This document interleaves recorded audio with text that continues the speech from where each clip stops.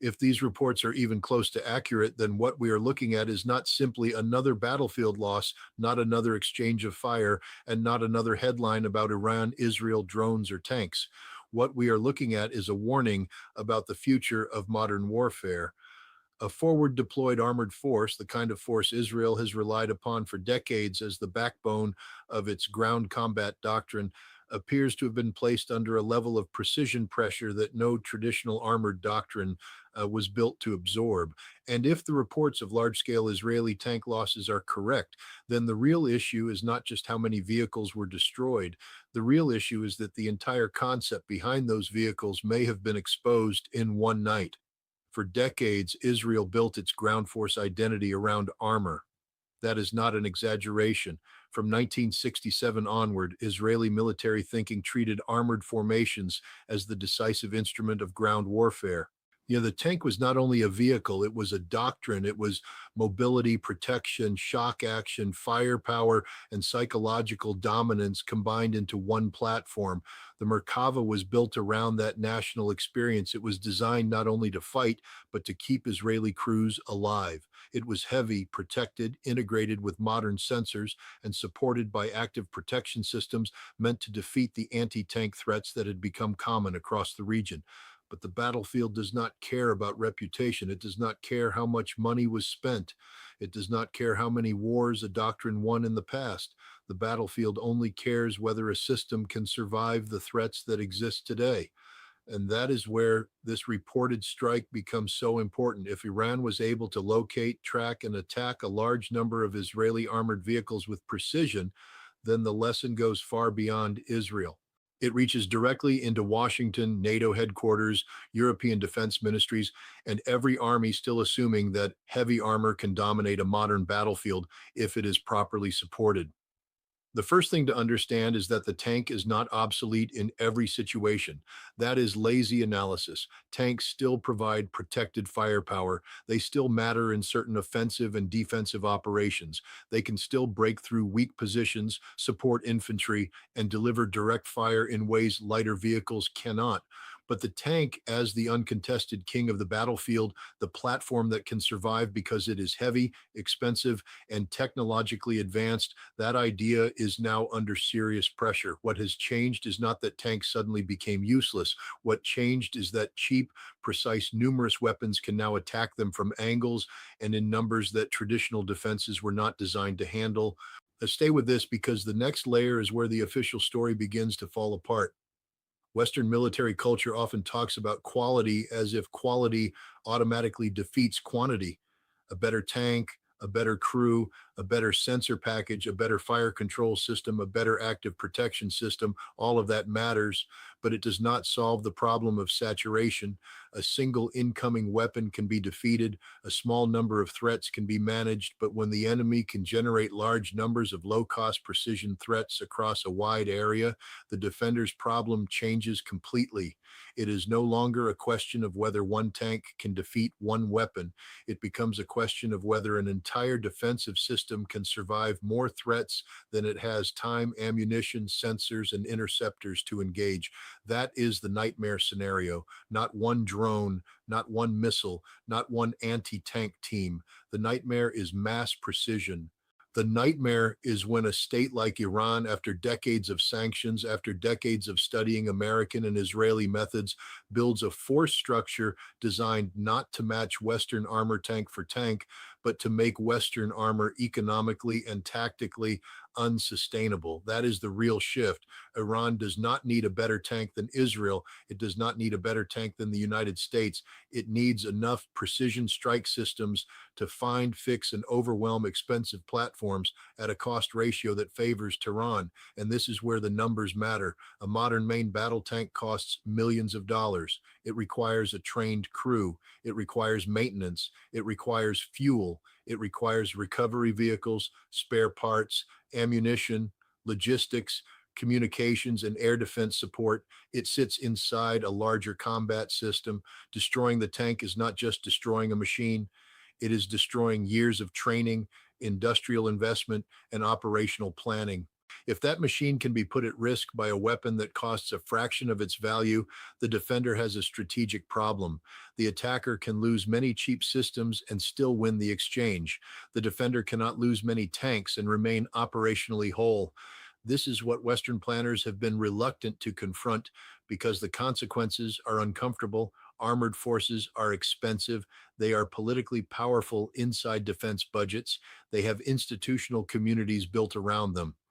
Generals, contractors, procurement offices, training bases, maintenance systems, doctrine writers, and entire military cultures are invested in the idea that the heavy brigade remains the central instrument of land power. But technology does not ask permission from institutions before it changes warfare. It simply changes the battlefield, and the institutions either adapt or they suffer. But if you think that was the dangerous part, what comes next is even more serious. Because this is not just a technical issue, it is a doctrinal issue. Israel's ground doctrine depends on the ability to move armored forces quickly, concentrate firepower, and impose tactical shock. If a major portion of that armored force is damaged, destroyed, or forced to disperse in ways that prevent concentration, then Israel's ground options shrink. It becomes more dependent on air power, artillery, special operations, and defensive posture. It loses the ability to credibly threaten certain kinds of ground operations, and once an army loses credible ground options, its political leadership loses bargaining power. That matters because wars are not won by destroying equipment alone. Wars are won by forcing political outcomes. If Israel cannot use armor the way it planned to use armor, then its ability to escalate on the ground becomes limited. If its offensive ground capability is reduced, its threats become less credible. If its threats become less credible, its adversaries become more confident. And if its adversaries become more confident, the entire regional balance begins to shift. That is why the reported destruction of tanks is not simply a battlefield story, it is a strategic story. Iran understands this very well. Iran's military development has been shaped by one basic fact: it cannot fight the United States or Israel symmetrically in every domain. It does not have the same air force. It does not have the same global logistics network. It does not have the same satellite architecture. It does not have the same naval reach. So it built differently. It invested in missiles, drones, dispersed launch systems, hardened sites, electronic warfare, regional partners, and denial capabilities. In plain language, Iran built a military design to make the other side's advantages harder to use. That is the logic behind Iran's approach. Do not fight the enemy where he is strongest. Do not compete in the category where he has already spent hundreds of billions of dollars. Find the seam, find the vulnerability, find the place where an expensive system depends on an assumption that no longer holds, and then attack that assumption. In the case of tanks, the assumption was that armor, mobility, active protection, training, and air defense would be enough to keep armored formations viable against the regional threat. The reported strike challenges that assumption directly. And this is where the intelligence picture becomes much darker. Any competent intelligence service would have seen this trend developing. The war in Ukraine already showed the danger of drones and loitering munitions against armored vehicles. The conflict in Nagorno-Karabakh showed how drones could break older formations. Gaza, Lebanon, Syria, Iraq, and Yemen all provided evidence that cheap unmanned systems were changing the battlefield. None of this came out of nowhere. The warning signs were there. The problem is that large military institutions often see the warning but delay the conclusion because the conclusion is too expensive, too disruptive, and too damaging to existing doctrine. The Pentagon knows this problem exists. NATO knows this problem exists. Israel knows this problem exists. But knowing a problem exists and restructuring around it are not the same thing. Western militaries have been adding counter drone systems, electronic warfare, sensors, and active protection improvements. But they are still trying to preserve the old armored model with technical patches. The question is whether that is enough. If the threat is mass, autonomy, low cost, and precision, then a few expensive defensive upgrades may not solve the problem. The defender may be trapped in a cost curve it cannot win. That cost curve is devastating. If the defender spends hundreds of thousands or millions of dollars to protect a platform from a weapon that costs tens of thousands, the attacker can keep applying pressure until the economics break. This is not just tactics, it is strategy through economics. A country under sanctions like Iran understands the value of cost effective weapons. It understands that it cannot outspend the United States or Israel, but it does not have to. It only has to impose costs at a rate that forces the opponent to make painful choices. Those choices are now arriving. Does Israel rebuild the same armored force and risk losing it again? Does it invest more heavily in counter drone defense? Does it move toward lighter, more dispersed formations? Does it rely more on standoff fires and air power? Does it accept that large armored concentrations are now too visible and too vulnerable? None of these choices are easy. Rebuilding tanks is expensive and slow. Training crews takes time. Developing new defenses takes time. Changing doctrine takes even longer. But the battlefield does not pause while institutions debate. By the end, you will understand why this is not just about tanks or drones. It is about credibility, deterrence, and the failure of strategic judgment. Israel's credibility has long rested on the idea that it can respond decisively and maintain escalation dominance. That credibility requires real military capacity. If ground capacity is damaged, deterrence changes. If deterrence changes, adversaries test limits. If adversaries test limits, escalation becomes more likely. That is why the loss of armored capability, if confirmed at this scale, is not just a material loss, it is a psychological and strategic loss. Washington has its own problem. The United States has built much of its land warfare doctrine around armored brigade combat teams, mechanized maneuver, and combined arms operations supported by air power and intelligence. The U.S. Army has watched drone warfare carefully, but watching is not the same as adapting fast enough. American tanks share the same basic design problem as every tank. The heaviest protection is not evenly distributed everywhere. No tank can be equally protected from every angle without becoming too heavy to move, too expensive to sustain, and too difficult to deploy. That is not a design flaw, it is physics. That means the United States must confront the same question Israel now faces. Can heavy armor still be used in environments where the enemy has large numbers of precision loitering systems, surveillance drones, anti-tank missiles, artillery, mines, and electronic warfare? The answer is not yes or no. The answer is conditional. Armor can still be used if it is integrated into a much larger protective bubble, if it has counter drone cover, if it is dispersed, if it moves intelligently, if it avoids predictable patterns, and if the enemy's kill chain is disrupted. But that is a much more complicated battlefield than the one many Cold War era doctrines assumed. The old image of armored formations punching through enemy lines with speed and shock has to be reconsidered. Modern battlefields are transparent. Satellites, drones, signals intelligence, thermal imagery, commercial sensors, and human networks make movement harder to hide. Once a force is detected, precision weapons shorten the time between detection and destruction. That detection to strike cycle is the heart of modern war. The side that shortens its own cycle and lengthens the enemy's cycle gains the advantage. The tank is only one part of that larger system. If the system around it fails, the tank dies. This is what serious military analysis must focus on: kill chains, not slogans. The question is not whether a tank is good or bad. The question is whether the tank can operate inside a contested kill chain. Can it avoid detection? Can it survive tracking? Can it move before strike assets arrive? Can it operate under drone observation? Can its supporting air defense protect it from mass threats? Can electronic warfare disrupt enemy seekers and communications? Can logistics keep it supplied without creating obvious target patterns? These are the questions that matter. The reported Iranian strike suggests that Israel's defensive system may have failed at multiple points. Detection may have been insufficient. Warning may have been too late. Air defense may have been saturated or bypassed. Active protection may not have been optimized for the threat profile. Dispersal may not have been enough. Command response may have been too slow.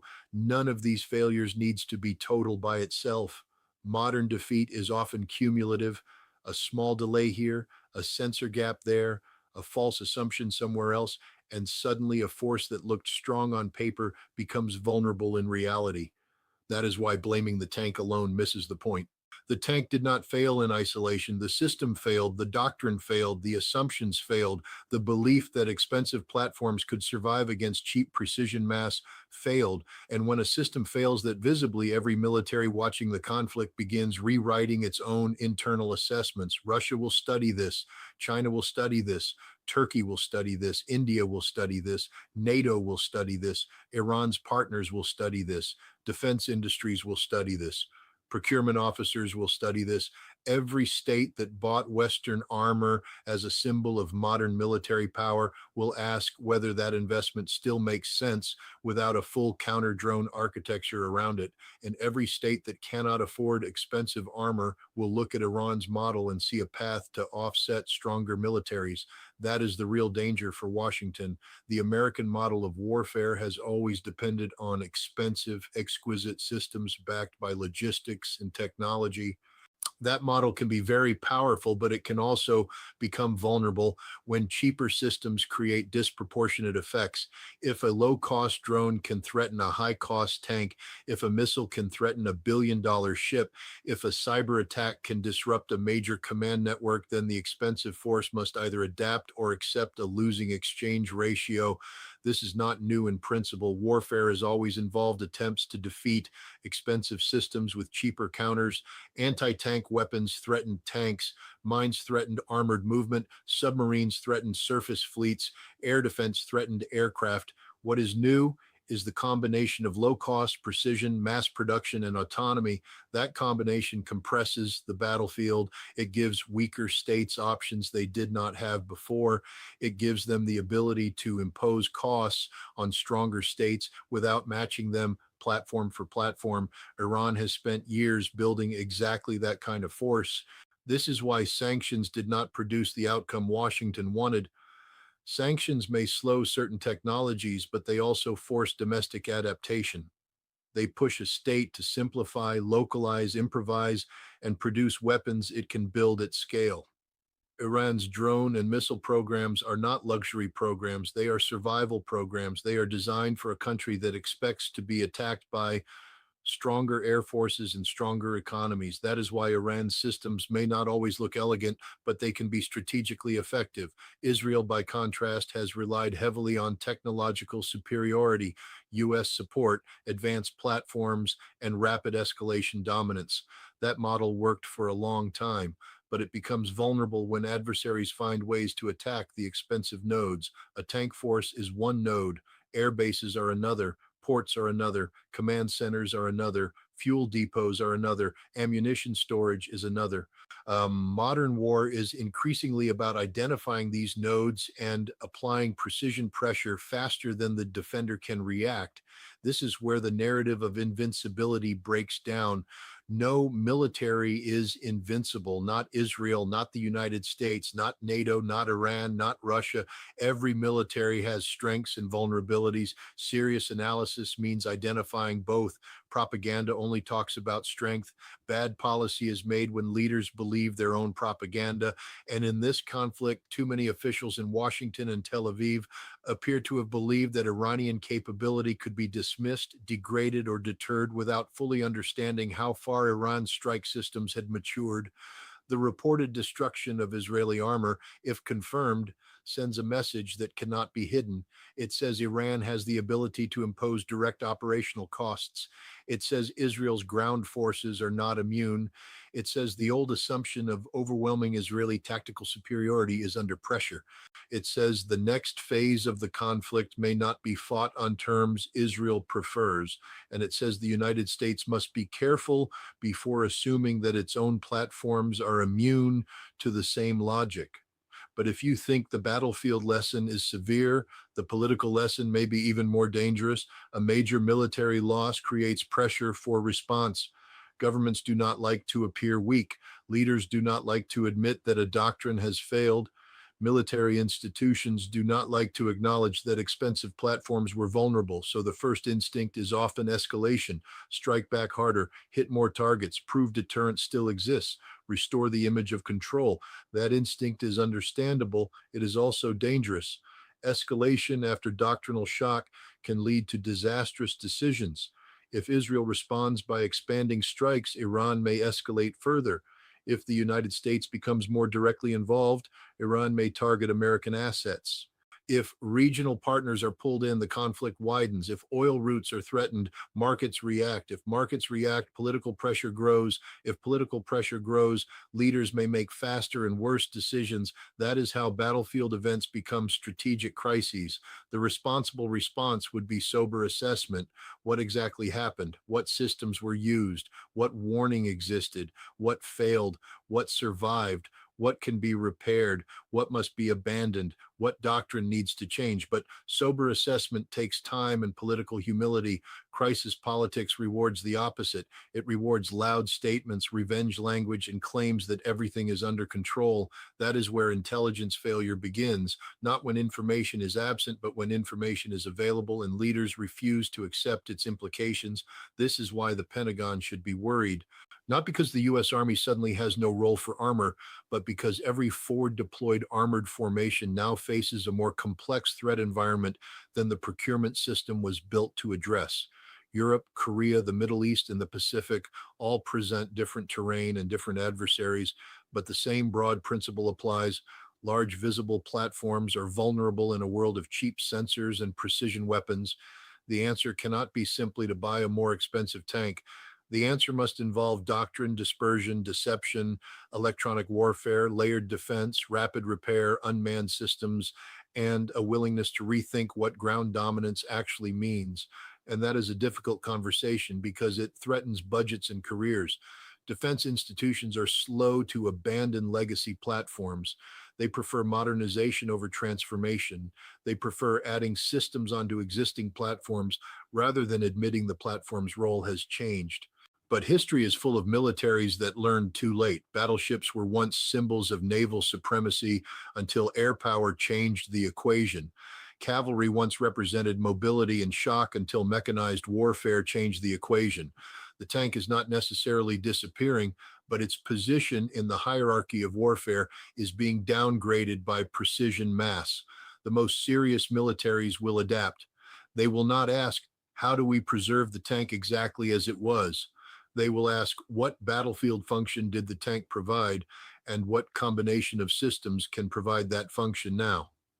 Maybe the answer is fewer tanks, more unmanned systems, better short-range air defense, more mobile fires, more deception, more electronic warfare, and more flexible formations. Maybe the answer is tank forces used more selectively under tighter protection and only when the enemy's drone and missile networks have been suppressed. But pretending nothing has changed is not an option. For Israel, the immediate question is operational. If armored forces have been badly degraded, what replaces their battlefield role? Air power cannot do everything. Infantry without armor becomes more vulnerable. Artillery can suppress but not hold ground. Special operations can raid but not occupy terrain at scale. Drones can strike but cannot politically control territory. A military that loses armor loses a major tool of coercion. That affects negotiations, deterrence, and escalation choices. For Iran, the message is the opposite. Iran can argue that its deterrence is working. It can argue that expensive Israeli systems are vulnerable. It can argue that the era of Israeli impunity is closing. Whether that claim is fully true or not, perception matters. In war, perception shapes behavior. If Iranian leaders believe their systems can impose unacceptable costs, they may be less likely to back down.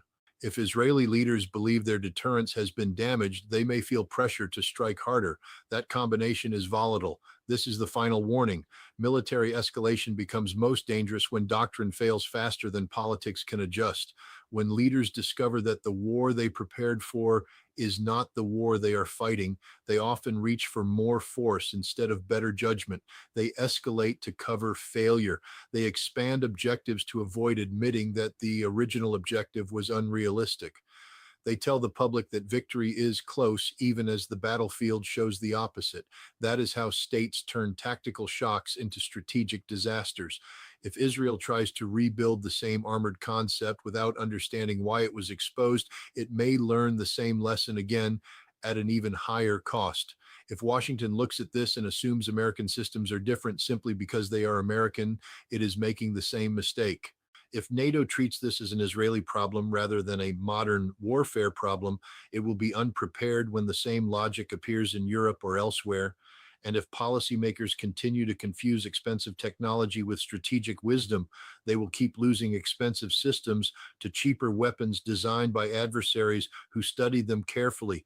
The age of armored dominance is not ending because tanks are useless. It is ending because the battlefield around the tank has changed. Sensors are cheaper, precision weapons are more available, drones are everywhere, strike cycles are faster, cost ratios favor the attacker, and mass no longer means thousands of soldiers charging across open ground. Mass can now mean hundreds or thousands of small systems searching, targeting, and striking faster than human command structures can react. That is the world modern militaries now face. It is not comfortable, it is not clean, it does not fit old doctrine, but it is real. And the first rule of serious military analysis is to deal with the world as it is, not as institutions wish it still were. If the reports of Israeli armored losses are accurate, then this is not just a bad night for the IDF. It is a signal to every army on earth. It says that the platform centered model of warfare is under attack. It says that survivability now depends on networks, deception, dispersion, electronic warfare, counter drone defense, and speed of adaptation. It says that a force can spend billions on protected vehicles and still lose them quickly if the enemy finds the right vulnerability and attacks it at scale. Bad doctrine does not become good doctrine because it has history behind it. Expensive equipment does not become survivable because politicians praise it. And military superiority does not survive contact with a battlefield that has evolved beyond the assumptions that created it. That is the lesson here. The side that adapts faster wins. The side that protects its assumptions loses. Iran adapted under pressure. Israel may now be forced to adapt under fire. Washington should be watching very carefully because the same battlefield is coming for every military that believes yesterday's dominance guarantees tomorrow's survival.